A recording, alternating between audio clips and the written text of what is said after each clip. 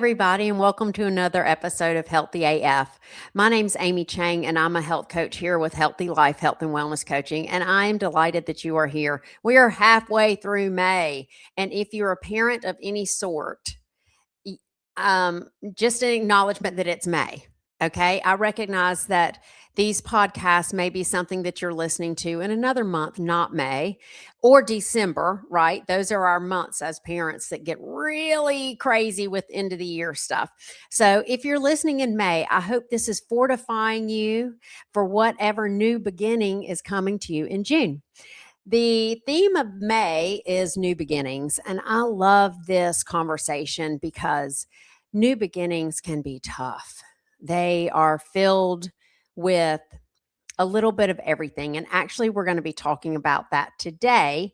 We started the first episode in May just about, like where are you at? Have you ever had a new beginning? Has it ever been terrifying? Have you ever felt like you were messing it up?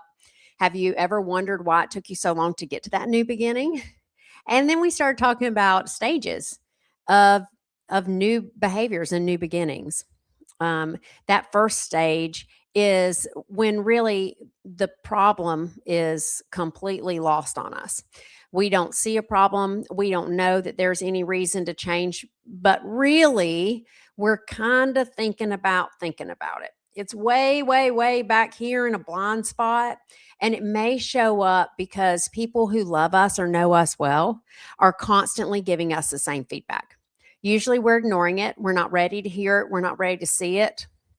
We might be blaming other people for whatever is going on, or blaming an outside source. Like, yeah, well, I can't eat healthy because I just don't have enough time. Right? That is clearly like it's maybe knocking around back there, but we are not seeing that we have any power, and we are not seeing that there is a problem. That's what I call thinking about it. You can also look it up. It's called pre-contemplation if you'd like to use fancy words. The second stage, which we'll be diving into today, is the contemplation phase. I like calling this, now you're thinking about it. You've gone from there's this thing way back there that we're not looking about, we're not talking about, we might be in denial, into, I really don't eat very well. So now you're beginning to see that problem. The lenses that were fogged up before are a little bit clearer now, but you're in this spot where you feel stuck and you don't have any path out yet. You just are beginning to realize this is a problem for me and I don't like it. Okay, let's talk about that. You might be in this stage in any area of your life right now. I know I constantly have this stage in many areas of my life. I think we all do. When we talk about like health coaching, people ask me this all the time. They ask me like, "Oh, do you do nutrition?" I'm like, "Well, I mean, yeah, but not really." "Oh, do you do like exercise programs?" "Well, yeah, but not really." What I really do is your whole life, because that affects your whole health. And so we're typically in the thinking about it, and the thinking about it, and the fixing to, and the doing it in different areas in our life all the time. We usually don't have new beginnings in all the areas at one time. In fact, if you've ever done that, you know how discombobulating that is. I was talking to a friend yesterday and she said, "Yeah, I'm getting a new job. I'm moving into a new house and I've just started a new relationship." And I was like, wow, that is a lot of newness happening. So I think you can probably relate to being in an area of your life in the I'm thinking about it stage. And let me get real specific about what this sounds like. I wrote some examples down because they were just too easy, right? It sounds like something's not quite right. And you think to yourself, someday I'll deal with that. Someday I'll take that vacation.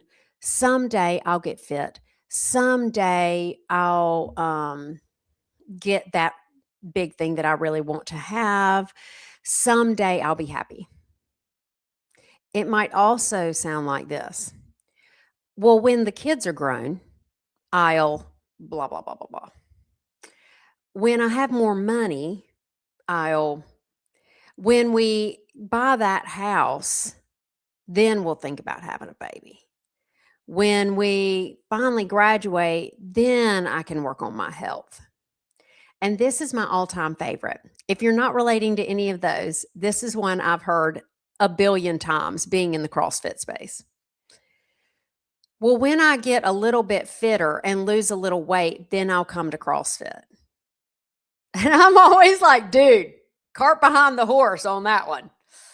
But that's how we're thinking when we're in that contemplation. I'm thinking about it. It doesn't feel right, but I don't see a solution yet. And I might be a little stuck.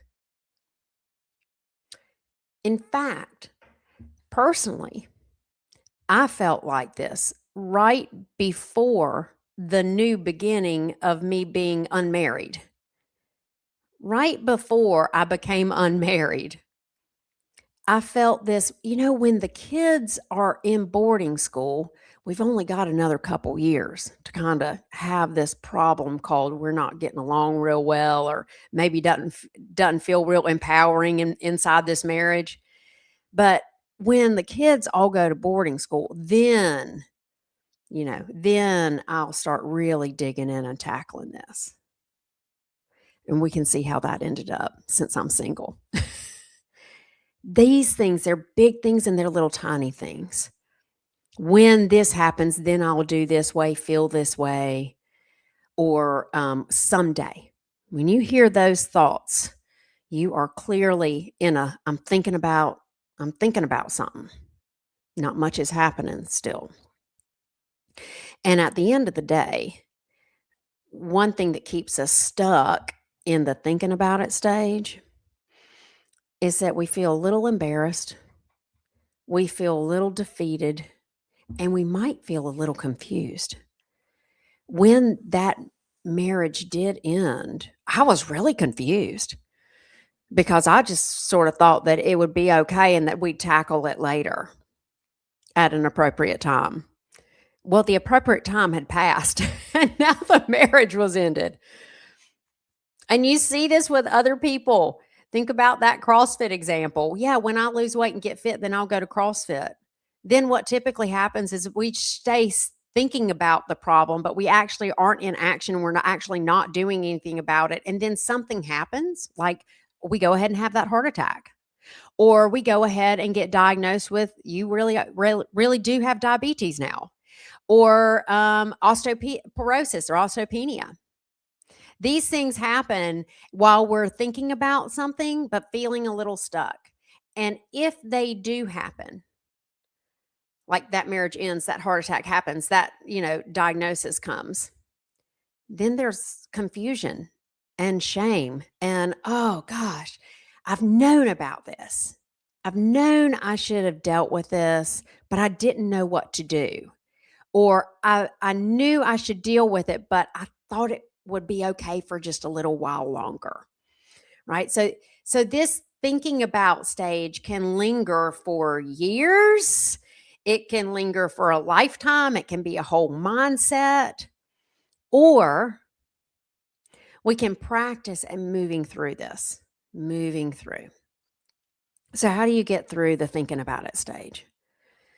Well, I'll tell you two big indicators that you are moving through. One is you start thinking about the future more than you think about the past.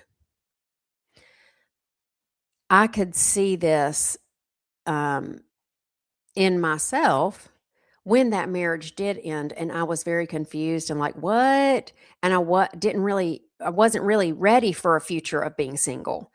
I very much still wanted my future to be a married future. And I did all the like grasping and holding and reading the books and how can I stay here and what can I do? And then at some point, my focus shifted. And all of a sudden it was like, okay, what could the future look like as a now single person? What could I be doing? What might bring me happiness or joy? So you start seeing those glimpses. Your mind starts going there instead of like, well, in the past, this is how it was, and this is when it worked, and this is when it didn't work, and this is how I felt. You start getting some of those future spotty senses lingering. It might be like, oh, you know, in the future, I could lift up that box by myself. I could rearrange my den furniture without having to call anybody. Huh, well, that could be possible. We start generating possibilities. You can't generate possibilities if you don't see a problem. You've got to be in this thinking about it stage to be aware that there's something different for you, some solution out there. You might not know what it is, but there is a solution out there. And the second thing that indicates to us that we're moving through this thinking about it stage, or I'm sorry, this thinking about it stage, is anxiety and excitement, anticipation, and a little bit of activity. Now, you could say that you're in action when you're doing any kind of activity, but the kind of activity I'm talking about is you might then finally have that conversation with a friend. Hey, I've been thinking about going to CrossFit. I've been thinking about changing my diet. I've been thinking about my marriage and what needs to happen in that relationship for it to be sustainable. That's an activity that you might do in this thinking about it stage. Okay. You're beginning to talk about it. You might even be writing about it in your journal. That's an activity. You might be looking at websites, right? Googling, Lord help you. You might be talking to the AI, asking the AI, what do people see? What are some options? You're beginning to look. I want to take a moment to go back to the anxiety and the excitement. For most of my work within my own life changes and with my clients' life changes, I know we're in the right spot when we're excited and terrified. If we are excited and also terrified, probably we have put the aim in the right direction, and now we're just cultivating what it takes to go that route. There's a couple other things too I wanted to denote. When you start like researching and shopping and looking, there's a chance that you are just not ready. You literally are not ready. You need to take care of some things first.